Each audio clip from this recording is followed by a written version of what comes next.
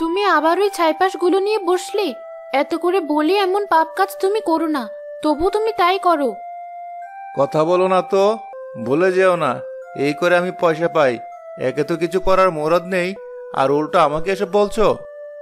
এমন পাপ কাজ করার চেয়ে না করে খাওয়া ঢের ভালো। রাখো তোমার সততা। আর তাছাড়া কি এমন করছি শুনি? এই টমেটোগুলোতে রং না মিশালে কেউ কিনবে? পেটে ভাত না গেলে তোমার মুখে এমন সততার কথা আসবে না। কেন, গ্রামে কি আর কোনো চাষি নেই? কই, তারা তো এমন পাপের কাজ করে না।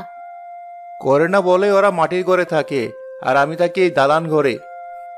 আমাদের ঘরেও তো একটা ছোট্ট মেয়ে আছে। এই রং যদি ওর পেটে যায় তাহলে ওর কত বড় ক্ষতি হবে। আমি কি আমার মেয়েকে এই রং দেওয়া টমেটো খাওয়াচ্ছি? কিন্তু অন্যদেরকে তো খাওয়াচ্ছ। একবার ভাবো, তাদের ঘরেও তো আমাদের মতোই সন্তান আছে।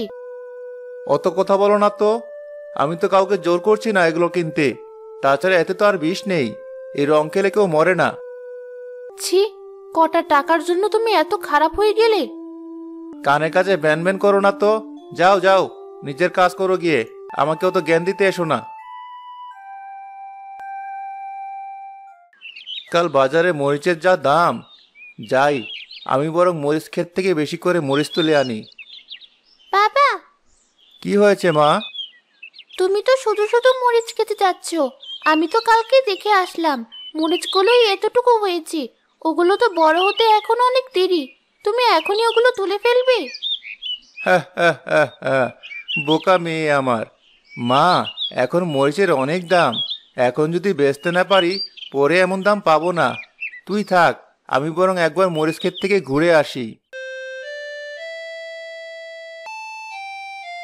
আরে জালাল ভাই যে, কোথায় যাচ্ছ এই অবেলায়? আর কোথায় যাব ভাই, আমার যা কাজ।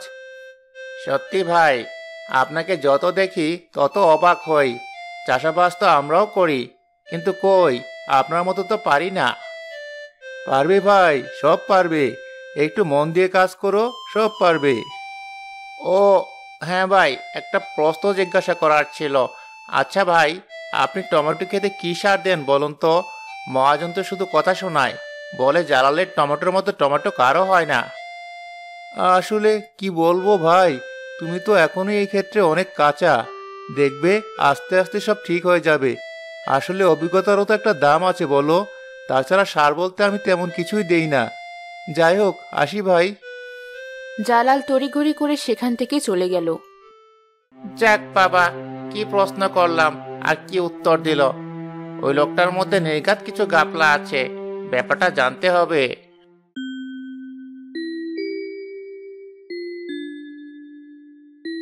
আমাদের জমিতে তো কম সবজি হয়নি।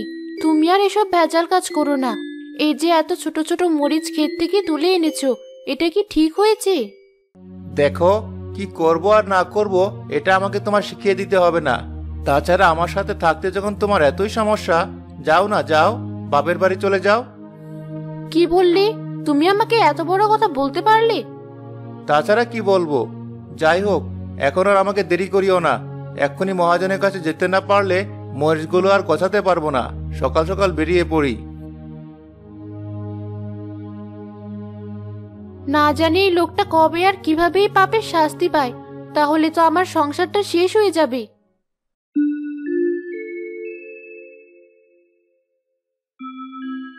এ বাবা জালাল, এ তুমি কেমন মরিচ এনেছো? এগুলো তো এখনো পোক্তাই হয়নি।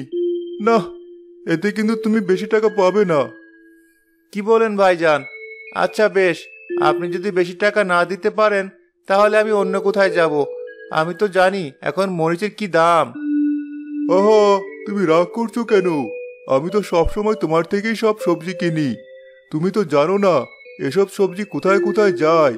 কিন্তু তাই বলে তুমি যত টাকা চাইছো তা তো অনেক বেশি হয়ে যায়। দেখুন ভাইজান, মিষ্টি কথা বলে চিড়ে ভিজবে না। তাছাড়া এই মরিচ বেচে আপনিও তো কম টাকা পাবেন না। তাহলে আমাকে কেন ঠকাবেন? হা, হা, হা, হা। সত্যি জালাল, তুমি হিসেবে বড্ড পাকা। বেশ, তুমি যা চেয়েছো তাই পাবে।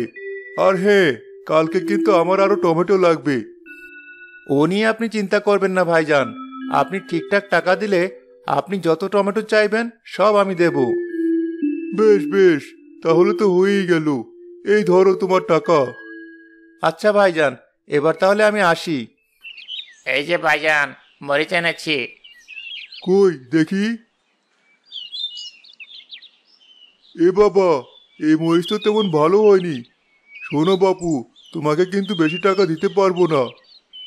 কেন ভাইজান? আমার মরিচ তো অনেক ভালো হয়েছে।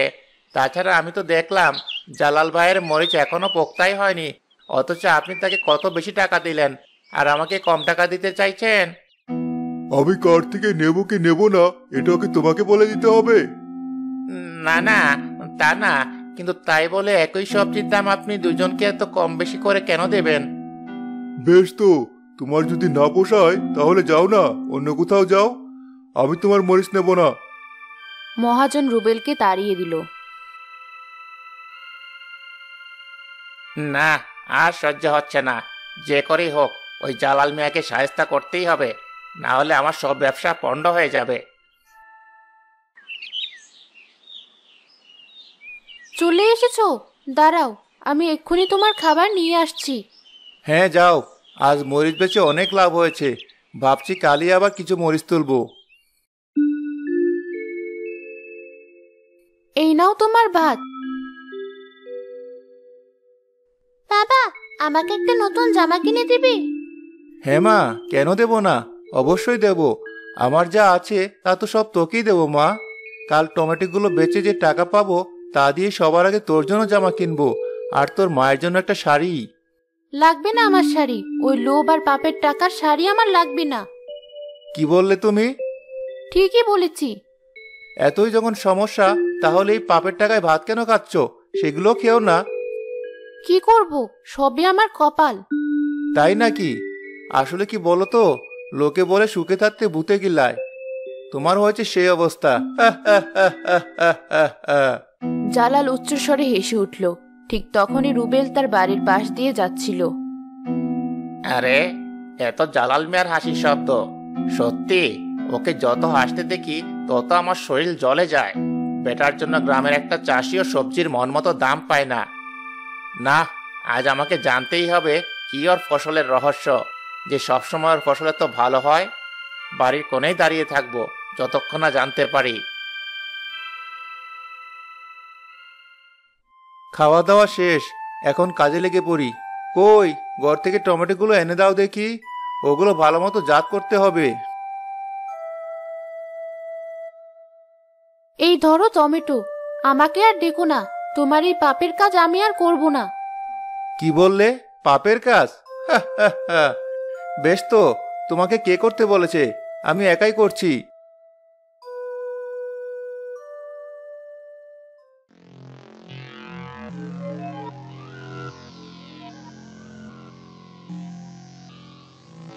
হাই হাই, এই তাহলে জালাল মিয়ার সবজির রহস্য। তাই তো বলি, টমেটো এমন লাল হয় কি করে? না না, এটা তো মহাজনকে জানাতেই হবে। এবার জালাল মিয়া বুঝবে কত দানে কত চাল।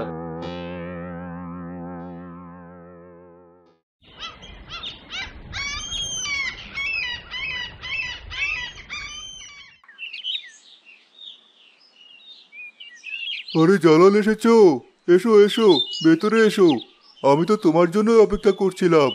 দাও দেখি তোমার টমেটোগুলো। এই ধরুন ভাইজান, সবগুলোই আপনার জন্য নিয়ে এসেছি।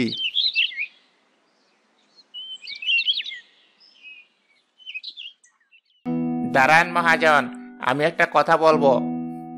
আরে রুবেল নাকি? কি হয়েছে ভাই? তুমি আবার এখানে কেন এসেছো? আমি তো কাল বলেই দিয়েছি তোমার মরিচ আমি নেব না। আবার কেন এসেছো? না মহাজন, আমি মরিচ বেচতে এখানে আসিনি।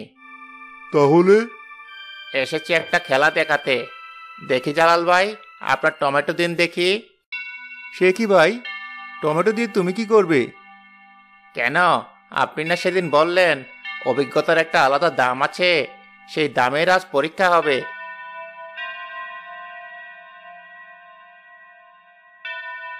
আরে আরে, করো কি? মাথাটা তো নষ্ট হলো নাকি? না মহাজন, আমার মাথা ঠিকই আছে, কিন্তু মাথা যে কাদের খারাপ হয়েছে তা আজই পরিষ্কার হয়ে যাবে।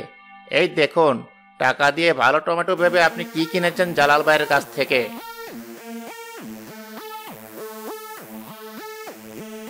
এ কি জালাল, শেষে কিনা তুমি টমেটোতে রং মেশাও?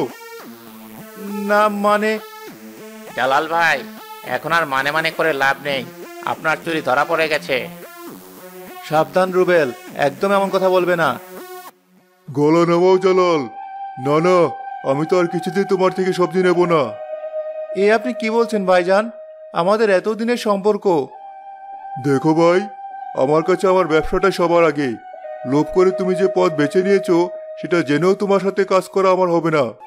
তাছাড়া তুমি যা করেছো তা জানলে হয়তো আর কেউই তোমার থেকে সবজি নেবে না। না না ভাইজান, আমি হাত জোর করছি, আপনি দয়া করে এমন কথা বলবেন না, তাহলে যে বউ মেয়ে নিয়ে আমাকে পথে বসতে হবে। ওসব আমি জানি না। তুমি তোমার টমেটো নিয়ে এখনই এখান থেকে চলে যাও। মহাজন জালালকে তাড়িয়ে দিল। জালাল কাঁদতে কাঁদতে বাড়িতে ফিরে গেল। এ কি, তোমাকে এমন দেখাচ্ছে কেন? সর্বনাশ হয়ে গেছে গিন্নি, সর্বনাশ হয়ে গেছে। এতদিনে আমি আমার লোভের শাস্তি পেয়েছি। কি হয়েছে ঠিক করে বলো, আমি তো কিছুই বুঝতে পারছি না। সেলিনার প্রশ্নে জালাল এক এক করে তাকে সব ঘটনা খুলে বলল। তুমি কেঁদো না, আমি তো জানতাম লোভে পড়ে তুমি যে পাপ করেছো তার শাস্তি তুমি একদিন পাবেই। কিন্তু এখন কি হবে? এই সংসার আমি কি করে চালাবো? চিন্তা করো না, অসৎ পথে গোস্ত ভাত খাওয়ার থেকে সৎভাবে ভর্তা ভাত খাওয়া অনেক ভালো। উপরওয়ালা নিশ্চয় একটা ব্যবস্থা করে দেবেন। মা, তাহলে আমার নতুন জামা কেনা হবে না? সব হবে, আগে সবটা ঠিক হতে দে, নতুন জামা অবশ্যই হবে। কিন্তু কি করে হবে? সবাই বলছে আমার থেকে সবজি নেবে না, তাহলে কি করে আমার সংসার চলবে? সবাই বলেছে তোমার থেকে সবজি নেবে না, তবে কেউ তো বলেনি যে আমার থেকে সবজি নেবে না। আমি যাব সবজি বিক্রি করতে, দরকার পড়লে বাড়ি বাড়ি গিয়ে সবজি বেচবো, তবে এবার সবজিতে কোনো ভেজাল থাকবে না। সত্যি গিন্নি? সব আমারই দোষ, আমারই পাপে আজ এই অবস্থা হয়েছে। তুমি কেন যাবে? আমি যাব। প্রয়োজনে আমি মাথায় করে বাড়ি বাড়ি গিয়ে সবজি বিক্রি করব। ঠিক কথা বলেছ। দেখো, সৎভাবে পরিশ্রম করলে উপরওয়ালা নিশ্চয়ই আবারও সব ঠিক করে দেবে। হ্যাঁ গিন্নি, আমি তাই করব।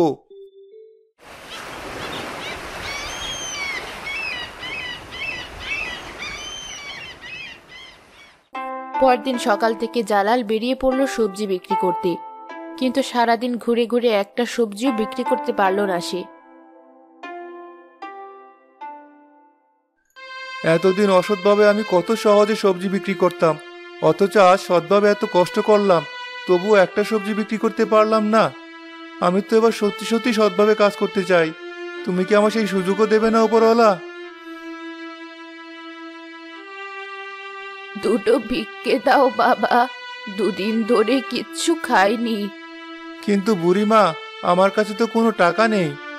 সে কি বাবা, তাহলে কি আমায় খালি হাতেই যেতে হবে? না না বুড়িমা, তা কেন? এই ধরো, এই সবজিগুলো তুমি নিয়ে যাও। এ তো অনেক সবজি। তাতে কি হয়েছে মা? এমনিতেই সবজিগুলো বিক্রি হচ্ছে না, তুমি নিলে অন্তত তোমার কাজে আসবে। সত্যি বাবা, তোমার মন অনেক বড়। আমি দোয়া করি উপরওয়ালা তোমার মনের সকল ইচ্ছা পূরণ করুক। বুড়িমা সেখান থেকে চলে যায়। জালালও বাড়িতে ফিরে যায়। এই তো তুমি এসেছো, দেখো কারা এসেছে তোমার সাথে দেখা করতে। আরে রুবেল আর ভাইজান, আপনারা? হ্যাঁ ভাই, আমরা আপনার কাছে এসেছি। কিন্তু ভাই, তোমরা আবার আমার কাছে কেন এসেছো? আমি যে অন্যায় করেছি তা তো আমি স্বীকার করেই নিয়েছি। আমাকে আর লজ্জা দিও না ভাই। না না জালাল ভাই, আপনি যা ভাবছেন তা না। হ্যাঁ জালাল, আমরা তো আসলাম তোমার থেকে সবজি নিতে। হ্যাঁ ভাই, আমরা ভাবলাম যত যাই হোক আপনাকে আরেকটা সুযোগ দেওয়া উচিত। সে কি রুবেল, সত্যি বলছো তোমরা? হ্যাঁ জালাল, যত যাই হোক আমারও তো ঈমান আছে। তোমাকে তো ভাতে মারতে পারি না, তবে একটাই কথা, আর যেন কোনো ভুল না হয়। না না ভাইজান, আর ভুল হবে না। আপনাদেরকে অনেক ধন্যবাদ আমাকে আরেকটা সুযোগ দেওয়ার জন্য। আপনাদের কাছে আমি চিরকৃতজ্ঞ থাকবো। জালাল ভাই, ধন্যবাদ আমাদেরকে না দিয়ে ভাবিকে দিন। উনি তো আমাদেরকে বুঝিয়ে শুনিয়ে এখানে আনলেন। সত্যি ভাই, বড় ভাগ্য করে ভাবির মতো বউ পেয়েছেন। এবার আমরা আসি। দেখলে তো সততার পুরস্কার। সৎভাবে কাজ করতে চাইলে উপরওয়ালা অবশ্যই সুযোগ দেন। সত্যি গিন্নি, তোমার মতো বউ পেয়ে আমি আসলেই ধন্য। এবার আমি তোমাকে দেখিয়ে দেব সৎভাবে কাজ করা কাকে বলে। এভাবে লোভী চাষি জালাল সৎ ও পরিশ্রমী হয়ে উঠল।